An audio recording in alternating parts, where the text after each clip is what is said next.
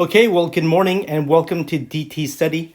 Today is April 20th, and today we are going to cover 1 Thessalonians chapter 4, verses 9 through 18. And in today's session, we are going to learn how to deal with topics regarding the rapture. For those of you guys who don't know, rapture refers to the second coming of Christ and Christians disappearing from all over the world and going up to the air. And today we are also going to talk about this term called one another. Okay, that's an important term, although it might seem plain to us, but we're going to understand what that means. And then we are also going to look at how do we deal with teachings by Apostle Paul that seem to be contradictory. Okay, so we're going to do this. So let's dive into 1 Thessalonians chapter 4, verses 9 through 18. Okay, verse 9. Now concerning brotherly love, you have no need for anyone to write to you, for you yourselves have been taught by God to love one another. Okay, so this is important right here because Apostle Paul, he is reminding the Thessalonians about things that they already know. Okay, so one thing that we can know is it's okay to exhort one another on things we already know and are doing.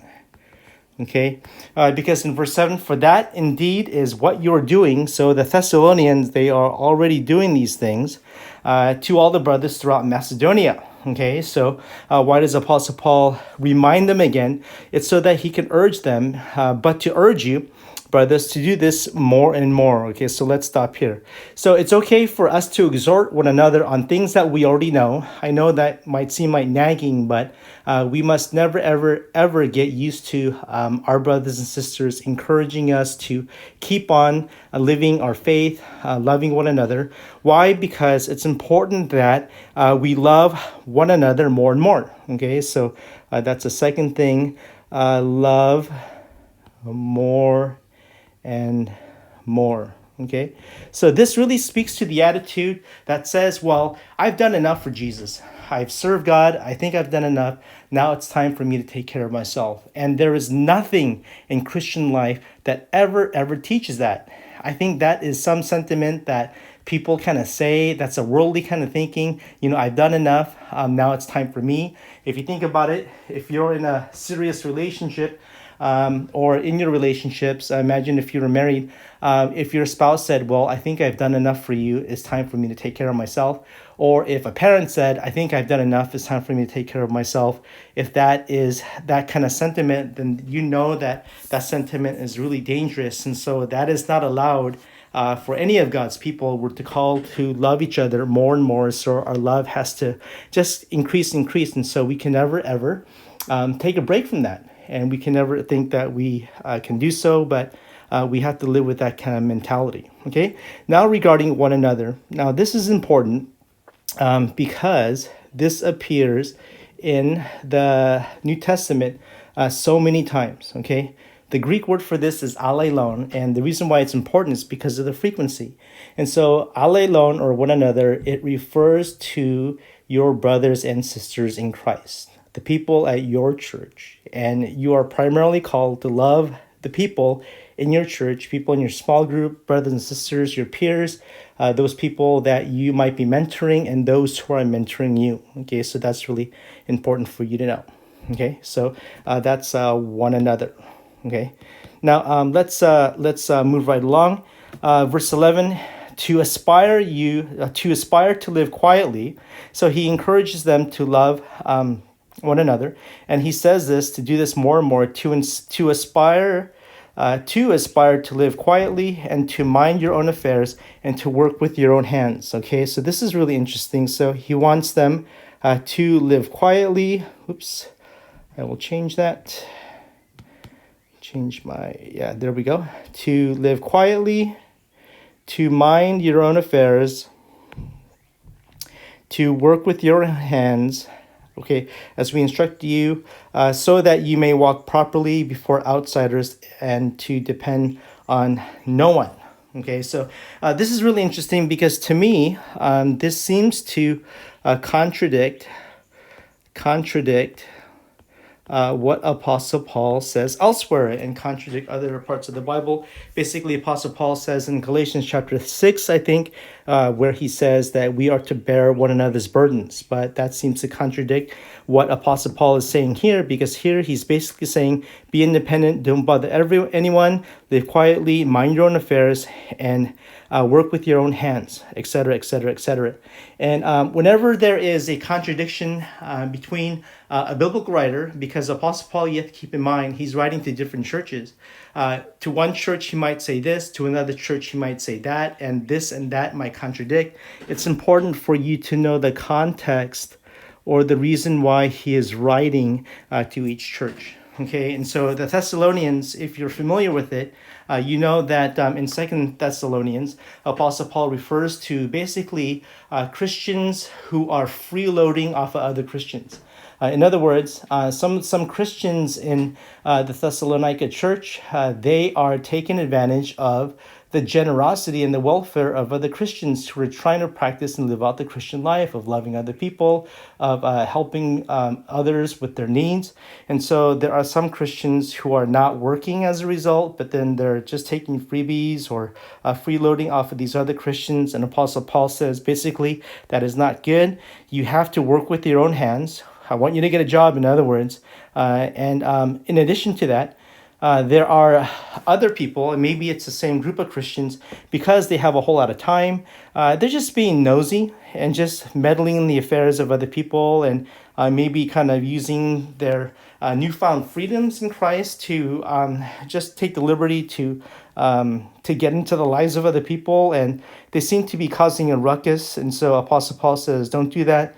Just live quietly, mind your own business, mind your own affairs, but I want you to work. And so this is a teaching that he's giving to them. And so basically he wants these particular Christians to live in a good way so that they can be good examples to people outside of the church. Okay, so in other words, your character, our character matters. Okay, it matters. And so a Christian should have good character such that the world around us should look at us and really be impressed and be curious about as to why we are living the way that we are doing. Okay, so whenever you look at the ethics of Christianity, both in the Old Testament and the New Testament, what God does is he elevates the character, the ethics, the morality of God's people above those of others around them, the quote-unquote nations, so that the nations can look at us and see, why are you guys living that way? Oh, it's because of your God, your religion, and all of that. And so our lives are supposed to point to God. Okay, so moving right along to verse 13. But we do not want you to be uninformed, brothers, about those who are asleep. Okay, and this is interesting because is Apostle Paul, is he coming across as a sleep study doctor or something like that? But we know that he's actually talking about about death. Okay, so he's basically trying to encourage the Christians, hey, don't grieve so much about death, which is interesting because he uses a euphemism to kind of lighten the introduction to the topic, I suppose. But if he's going to encourage them about death or tell them not to be afraid about death, then why not just call death what it is instead of using a euphemism? But anyways, I'm not sure why he says asleep. Okay, but let's move right along. But we do not want you to be uninformed, brothers, about those who are asleep, that you may not grieve as others do, who have no hope. Okay, so what's the context going on here? It seems that the church in Thessalonica, they are sad that their fellow brothers and sisters, they have died and they are grieving. Okay, but then Apostle Paul says, well, because of the resurrection, and we just had Easter, because of the resurrection, we do not have to grieve because we have hope. Resurrection leads to hope. Okay, verse 14, for since we believe that Jesus died and rose again, even so, through Jesus, God will bring with him those who have fallen asleep. Okay, God's going to bring those who died through Jesus Verse 15, for this we declare to you by a word from the Lord, that we who are alive, who are left until the coming of the Lord, will not precede those who have fallen asleep.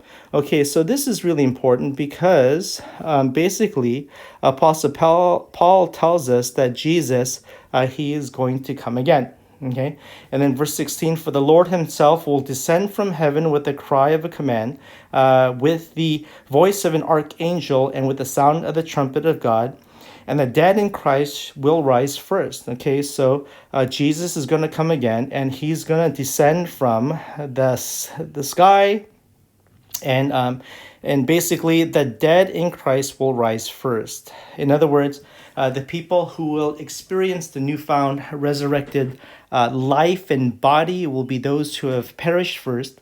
And then in verse 17, then we who are alive, who are left, will be caught up with them in the clouds to meet the Lord in the air. Okay, well, this is interesting. Those who are living when Jesus comes back, they're going to be called up together with him in the clouds, right? In the clouds to meet the Lord and everyone else in the air. And this is what people call rapture. Okay? And so, and then verse 18, therefore encourage one another with these words. Okay? So what do we do with this thing called the rapture? Now, the rapture, it's kind of exciting because it's different, it's neat. You don't read about it a whole lot, but then it's this exciting image, or this exciting scenario where at the end times, Jesus comes back and then people disappear, and then all the Christians that are raptured up. I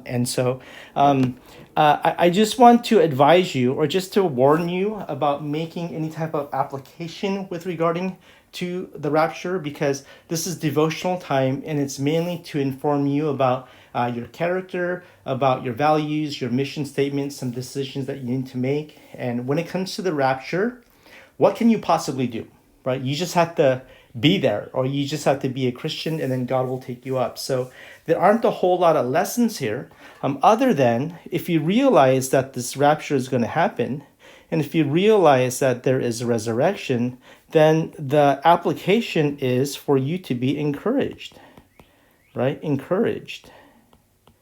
Especially if you have a loved one or a friend or something like that who recently passed away, and they were Christian, then you do not have to be discouraged, but you can live in hope, and that hope will assuage any type of grief that you have.